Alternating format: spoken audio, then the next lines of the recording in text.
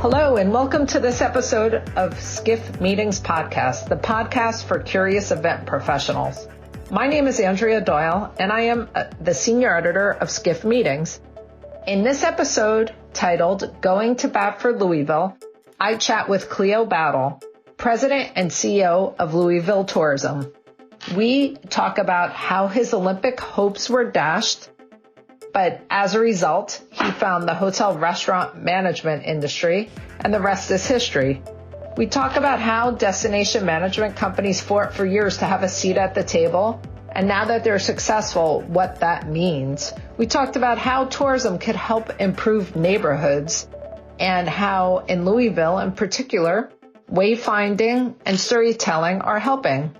We talk about the importance of meetings and conventions, leaving a legacy in the community they're meeting in, how diversity matters, and how he's managing political decisions in Louisville, which is located in the state of Kentucky. And finally, we chatted about the importance of telling an authentic story. I hope you enjoy listening to this conversation, and I invite you to check out other episodes of our podcast with tips and insights from today's most influential event professionals. You can find all the episodes on our website or by subscribing through your favorite podcast service.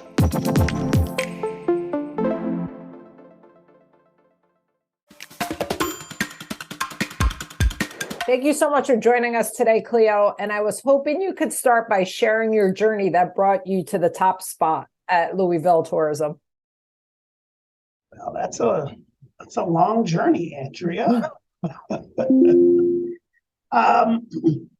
And some folks, when I'm speaking to folks, I tell the story. I was a track and field athlete in college, and this is my second or third year. I got hurt, and those thoughts of going to the Olympics were all dashed by the time I got hurt.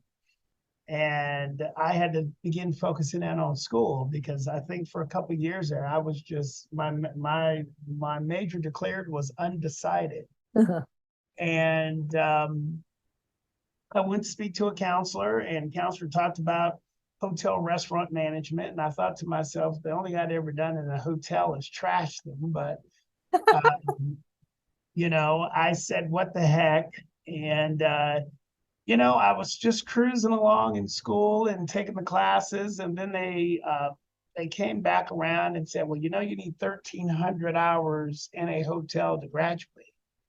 I was like, oh my goodness. And of course they're like, did you really think you were just going to get a hotel degree and never step foot in a hotel? And so that's how I got started. And I went into management training. And then I was an assistant GM of a hotel in Los Angeles. I've been in Orange County. I eventually moved to upstate New York, where I was then in sales for quite some time. And then I moved to Richmond, Virginia, where I was the GM of a hotel. And it was not too long after, I guess I was in that job for a couple of years, and I made the transition from the hotel to the Convention and Visitors Bureau. And I have worked my way up through sales on the Convention and Visitors Bureau side ever since. 17 years in sales in Richmond. And then I've been here in Louisville for a little over 10 years as the chief operating officer, then eventually the president. Okay. Where'd you go to college? I started at University of Colorado, but I finished at Metropolitan State University in Denver. Okay. They have a hospitality program there, pretty good hospitality program at Metropolitan State. Okay. But I'm from Denver originally. And when you started working in hotels, did you feel this is the career for me? It's funny. I did not, but everyone said, wow, you're really good at this. Okay. You're just a natural. Honestly, and I think, when you're 21, 22 years old, whatever I was, I've got to have 1,300 hours to graduate, and that was what was on my mind. Okay, I just need to be at the hotel. I've got to get these hours in. But eventually you find a pathway. You learn, you understand, and I did get into working at a hotel and really enjoyed it. How do you describe to your friends and family what you do now? I market the city. Okay. My job is to market the city, to bring visitors to our community. And I mean, so when I'm talking to family or neighbors, I leave it at that. I think that's simple enough for people to understand. If I'm talking if I'm talking to a group of individuals or speaking at an event, I'll probably go more into defining visitors as leisure visitor, corporate visitors, meeting, convention, and event visitors. But ultimately, at a CVB, DMO, whatever we're calling ourselves these days, your job are to bring visitors to town. I say this internally. I mean, there's a lot of other BS we do at CVB. There's just a lot of other things, but our jobs are to bring visitors to the community. Right. And it seems like the role of a CVB or DMO has gotten even more all-encompassing in recent years, to be marketing organizations, to deal with political issues and boycotts. Yeah, no, I certainly would agree with that. I think it just feels like it was about 10 years ago. All we talked about when we got together as an industry was relevance. We want a seat at the table. We want a seat at the table. We want our voice to be heard in the community. Well, I think they heard us, and now we're absolutely at the table, and they want to know what you're going to do while you're at the table. And yes, so you're right. I think it's political things, whether it's legislative issues. I've been the president now for almost 2 years, and I've been through 2 legislative assemblies here in the state and needing to lobby and do a lot of work. Some on behalf of the industry and some, against harmful legislation. So that's a busy part of this job. But I think the other thing you sort of taught, and I saw it in your questions, the other thing that's absolutely happening in a lot of our communities, 10 years ago, economic impact was, and you've probably seen this power of travel slide where, the visitors come in, they come by airplane, they stay in a hotel, they eat at the restaurants, and then those dollars cycle throughout the community. And so that's what you talked about as the measurement for economic impact of tourism. Now, we still do that, but today, communities want to know, you've got an economic impact, but what's the social impact of tourism to a community? And we spent a lot of time in that space, trying to fill that space and sort of feel where we want to have an impact. One of my favorite sayings, Andrea, is a good place to live is a good place to visit. Mm-hmm. How can tourism contribute to making the destination a better place to live while staying in our lane? Mm-hmm. The last part of that, staying in our lane, is probably the most important part. When you think about our lane and community, you think about transportation. That helps to make a community better. That helps the life of a visitor to be better. You think about workforce.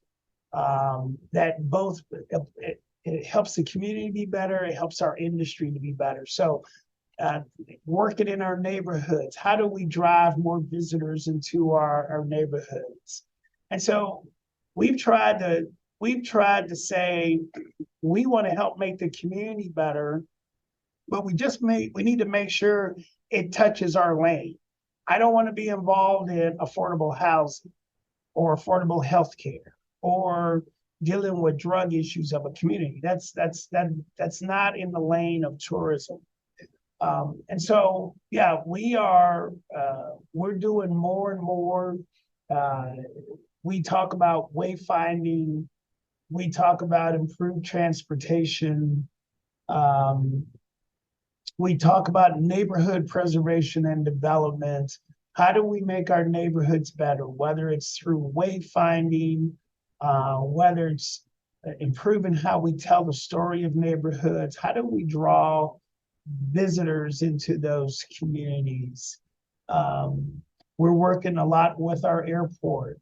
How can we partner with the airport? So one of the things we do when the airport lands a new direct flight, we go into wherever that market is. So, for example, Austin, Texas.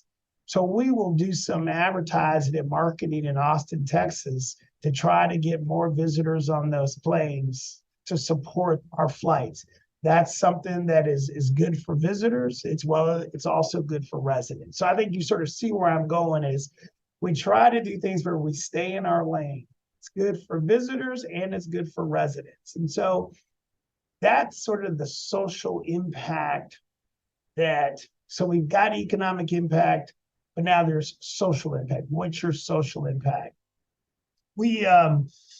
I know this is Skift Meetings. So for meetings and conventions, we've got a program that we call Leave a Legacy.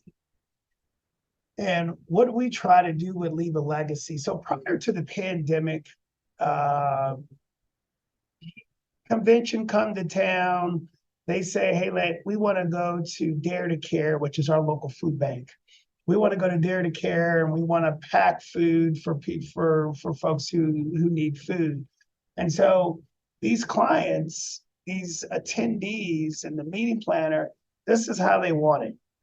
Tell us where to line up at the convention center to get on the bus, to get to Dare to Care. When we get to Dare to Care, those folks hand us everything we need. They take us where we need to pack up the food. We pack up the food. We give them back all of their stuff. We get back on the bus. You drop us off at the convention center. And that's what the meeting planner wants. Right. They want a turnkey approach to sort of this social give back that conventions want. Well, that was fine prior to the pandemic. So now you get post-pandemic, local organizations like Dare to Care and Habitat for Humanity and Blessings in a Backpack, they don't have the staff now to make it turnkey. That client's got to do a little bit. You got to help us a little bit to get this done. And so while we may still have some groups that are willing to do that, one of the things that we've tried to do with Leave a Legacy is identify 11 different nonprofit organizations, all very different. And we go to the conventions that we have planned and we say, listen, we'd love for you to make a donation to one of these organizations that aligns with your mission.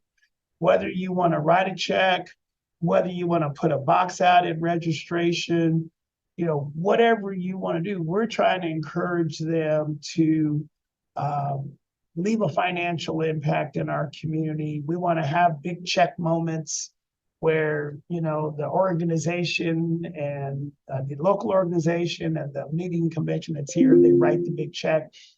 So then we can begin to get back to the social impact. We want to eventually get to a point where when this community sees that there's meetings, conventions, and events, we will do through our offices this year, we'll do close to 700 meetings, conventions, and events. If we could get a fourth of those, an eighth of those to say we want to write a check, and we can do a big check moment, the community begins to see the value, the social value of having these meetings, conventions, and events come into the marketplace. And so that's a somewhat quick thought on Leave a Legacy. But to your original question, Yes, economic impact is still important, but social impact has become as important as well. How are you, it's almost like your communities are saying, tourism, we appreciate you, but we're asking everyone to help make the community better. And what are you doing to make the community better? Okay. You said you host about 700 meetings, conventions, and events. Is that number where it was in 2019 pre-pandemic? No, 2019, we hosted 881. Okay. I know that number very well because I've been asked about it about 100 times. And so we've got a little ways to go to get back to where we were, but we're getting there. We're certainly getting there. And I know you lead Louisville Tourism's new Black Tourism Advisory Council, which works to draw more diverse visitors to the city. Can you talk about that a bit? Yeah, so BTAC and Black Tourism Advisory Council, we call it BTAC. Yeah, we put this together, and it was in the summer of 2020. And there's three basic pillars for this group. One, marketing. We want to make sure that whether it's our website or our publications, that they are representative of our community. So we want to keep our BTAC engaged in that space. Two, product development. How do we and let me start with this. When we got the BTAC together, we said, listen, we have a goal. We want to grow our African American leisure visitation from the current 11% of what it was in 2019 to 14%. And we want your help to help us do that. So we identified a goal for this group because I believe in goals. I think goals keep people focused. So we got the goal. And so 3 areas for them: marketing, product development. Let me give you an example of product development. So in this community, it was widely known that 14 of the first 28 Kentucky Derby races were won by African American jockeys. But that story wasn't being told. And so we now tell that story. We worked with our BTAC to tell that story. Thomas Bullock, first African American to write a cocktail book in 1919. People in this community knew about Thomas Bullock, but we weren't telling his story. And so now we tell that story. And we see all of that as adding, if you want to attract, and I don't think it's not necessary to have specific content for a culture of individuals you want to attract to your community, but it does make the visit more rich, more full, when there's some culturally identifiable things that an individual would identify with. And so that was the point of the product development. The third item we asked BTAC to do was business to business.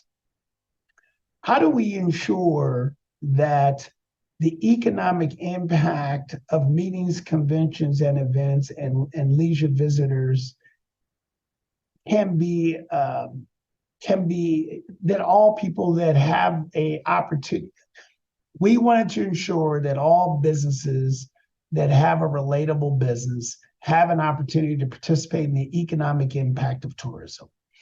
And what we know is, you take those 881 meetings, conventions, and events that happen here, and if you just pull out the 150 very large events, and I'm just throwing numbers out. When those events come to town, those citywides, they're going to hire 7 or 8 local organizations to help them make sure their event is successful, whether it's AV, who knows, a host of different things. And what we knew is that the majority of the time, it was the same businesses that were getting asked to do that. How do you open that up to make sure that there are culturally diverse businesses that have an opportunity to participate in the economic impact of tourism. And so we asked our BTAC to help us identify more businesses, whether it was restaurants, transportation companies, bakers, AV, et cetera, that we could get into our system to make sure when the opportunity came up, these folks would have just as much of an opportunity to bid on a piece of business as anyone else. And so they've done a good job of helping us to have a better business-to-business relationship with a lot of different businesses that we didn't have prior to the BTAC. So marketing, product development, and business-to-business is what we asked the BTAC to do.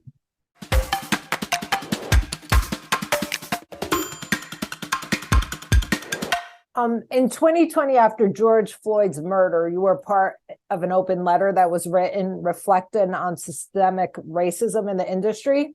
Can you explain why you felt it was important to write that letter? And do you think things have improved in the industry? Well, I think it was important to write the letter because there's just not a whole lot of folks in leadership that look like me. And I don't think that anyone in the industry denied that that was a fact. We just, and when I say the industry, I'm speaking from the DMO CVB side of things. I know our industry is much bigger than that, but that's what I'm referring to. And so, yeah, I mean, that's a fact. It's evident, and quite honestly, I think it still is. I mentioned to you, I was at the DI CEO Summit. Not a lot of folks in that room that look like me. And so we've got a long ways to go to just, have a good percentage of our leadership be culturally diverse in this industry. And so, I think the industry, let me say this, prior to the pandemic and prior to 2020, Andrea, I can't tell you the number of DEI multicultural initiatives that I have sat on through the course of my career in this industry. And great conversations, people that really care. But to my point earlier, there were very rarely any goals ever set. And when there's no goal set, there's usually not much that gets done. Mm-hmm. I think the difference today is that there seems to be much more intentionality by many of my peers and their cities and their destinations. Just like I talked to you about what we're doing with BTAC here in Louisville, there's more intentionality to trying to fill that gap that we have in the industry.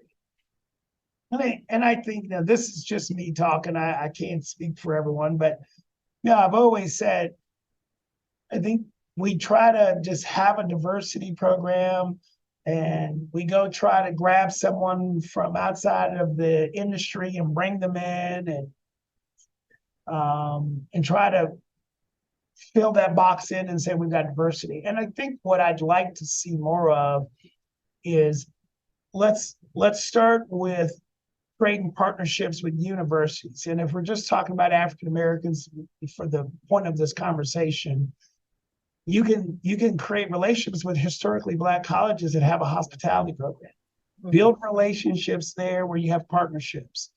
Then build an internship in your organizations for those individuals at the schools. When you get those folks out of school and they get into your organization, make sure you build out career pathways so that they've got a pathway to getting to leadership, because it may take 10 years. Right. But if you communicate and you have good career pathways for folks, people buy in. And then we got to have mentorship. You got to have folks who keep an eye out and say, I want to see this person through. I want to be their mentor. I want to help them to be successful. but we need more of a grassroots kind of program where we think long term. And so if you say today, listen, we're going to create a university partnership, and what I hope is that in 5 years or 6 years, we've added, if we're talking about my organization, you could say we've added 6 or 7 culturally diverse individuals to our organization through this partnership, mentorship, internship with these individuals. But I just think we need more of a grassroots effort. And we have to think about it long term and not think about, I want to create a DEI program today and I want to go out and hire a couple of folks that fit that criteria and then we'll be good. Mm-hmm. That's not going to be sustainable long term. You need a long-term program. We need to think about our industry and think about young folks we want to bring into our industry that'll be in the industry 15, 20 years from now, so that 15, 20 years from now, when I'm long retired and someone goes to the DEI CEO Summit, it's a much more diverse group of people in that room because we invested in bringing young folks along and into our industry. And so that's my soapbox moment about. So you just talked about the importance of mentorship. Have you had any mentors that helped you get to where you are today? Yeah, I saw your question. That's always an interesting question. I had to think about it. I grew up in a military family. So my brother, my sister, my father, who are all passed away, by the way, they were all Army, and I was the black sheep in the family, and I went to college.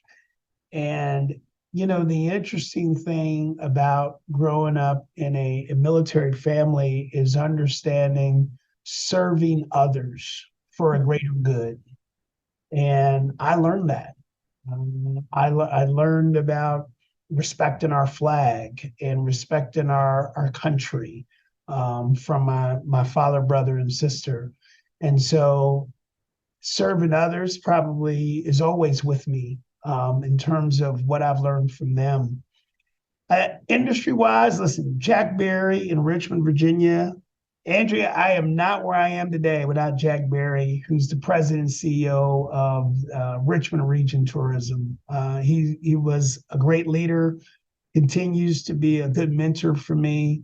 Appreciate him every day. Anytime someone asks me a question, I go back and talk about Jack Berry and my time in my 17 years in Richmond working directly with Jack. And then, of course, I've got Al Hutchinson, who's president of Baltimore, Melvin Tennant, who's president of Minneapolis, and Elliot Ferguson, who's president of Washington, D.C., are very close friends of mine who I communicate with on a regular basis as we go through everything we go through in these jobs. And so that's probably my answer to that question as far as mentorship. Okay. We touched upon how DMOs must help businesses in their community. Can you talk a bit about how you manage political decisions? I mean, it's been a hot button topic, especially with Roe versus Wade. Yeah, I was interviewing yesterday, and some young students asked me, with some of the LGBTQ legislation that the legislators tried to get pushed through this past session, how do you market the city? And I said to them, I market Louisville. And I talk about what we do in Louisville as it relates to human rights and being a welcoming destination. I cannot focus in on the state of Kentucky and the legislators. And while I know that impacts Louisville, I know that Louisville does a lot in that space. And so that's my focus. I will continue to go to the Capitol and lobby and tell folks why certain legislation is damaging to bring in visitors to our state and to our city. But when it's all said and done, depending upon how that legislation goes, I go back and I begin to market our city and what we do in this city specifically whether it's being a welcoming environment for all, which includes the LGBTQ community, or for African Americans, or for Hispanic Americans. I try to tell our story, and I try to let Louisville stand on its own merits for people to decide whether it's a place they want to visit and will feel comfortable visiting. And telling the authentic story of a destination like yours is important, isn't it? Oh my gosh, yes. I don't, one of my favorite stories is about Richmond.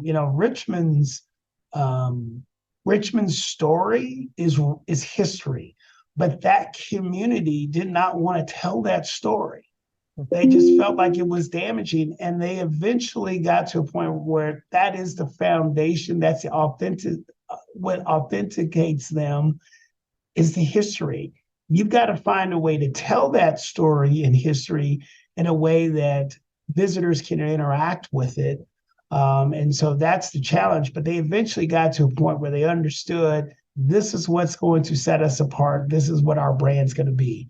And similar here with Louisville. We tell the story, next year, the Kentucky Derby will be 150 years old. Wow. The 150th race.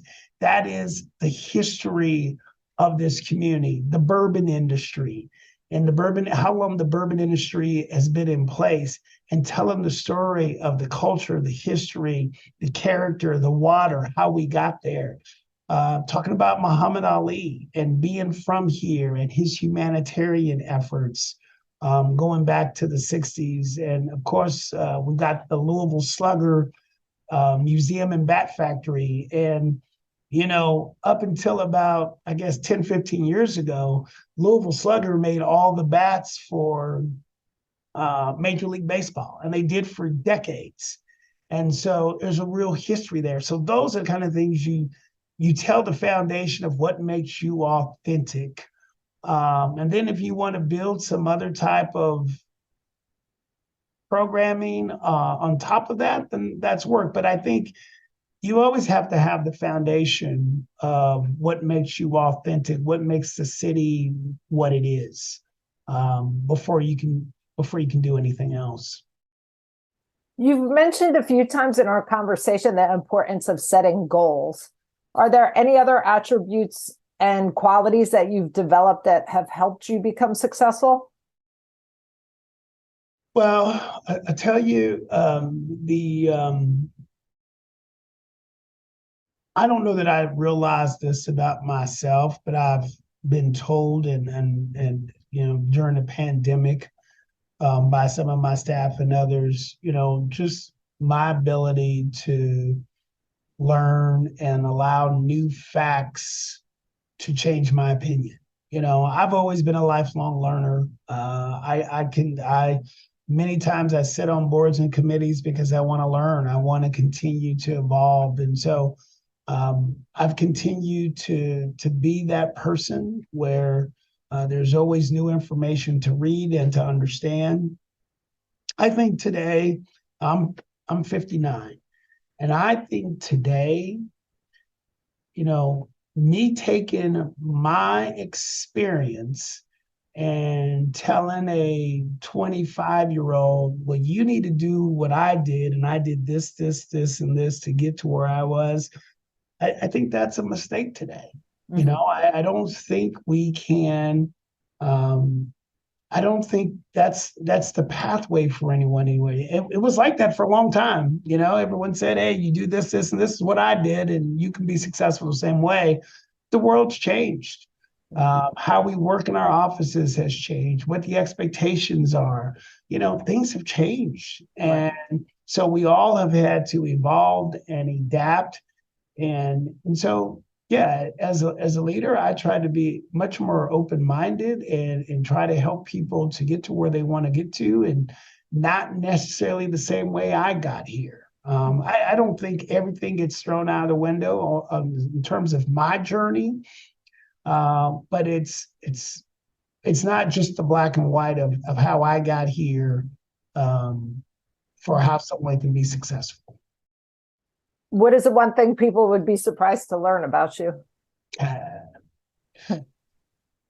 Well, I am much more of an introvert than I think people realize.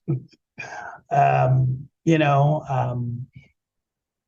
yeah, I guess I'm a social introvert, if there's such a thing.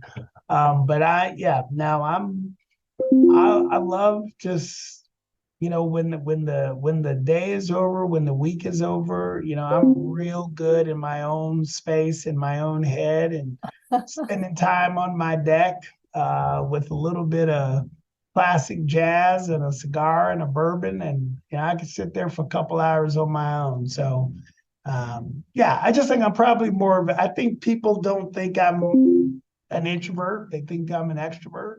Okay. But I'm much more of an introvert than people think. And what do you feel the future holds for the industry?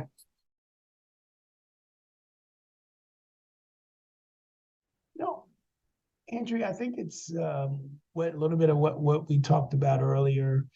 I think the intentionality around sustainability.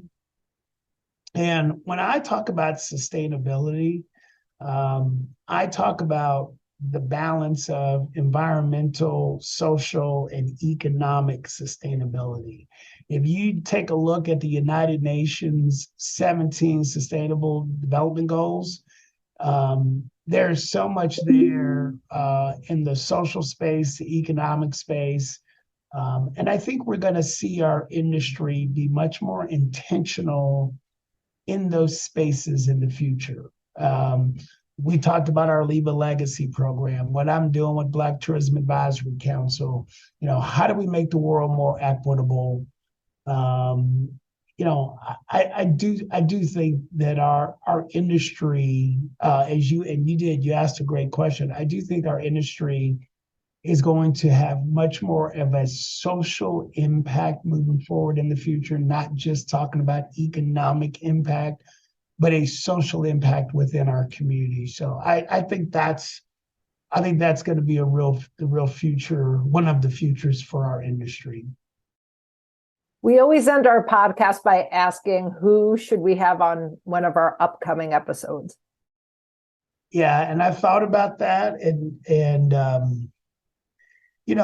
I think you should talk to one of the 40 under 40 leaders, someone who has had a really good career and fast tracked, and they're maybe in their mid to late 30s, but they're in leadership, because I think they're not too far gone like I am. They know technology and think about technology, and they look at the world a little differently. But I do think we've got to, and I've tried to do it more in my own office, we've got to bring more younger voices to the decision making of our industry within our own organizations. So I would suggest you find a 40 under 40 person, Okay. And have a conversation with them about, asking them a lot of the questions you just asked me, because I'd be interested to hear that myself. That sounds great. Well, this was wonderful. Thank you so much for your time. Thanks, Andrea. Appreciate all the questions, and yeah, great conversation. Good. And I'll make sure you get the information about the Skift Meetings for him. That'd be great. Yeah, I've never heard of that, so I'd be interested. Okay. I have a lot high level respect for what you all do at Skift. Okay, great. Thank you so much. This was wonderful. Thanks, Andrea. Thanks. See ya. Bye. Okay, bye.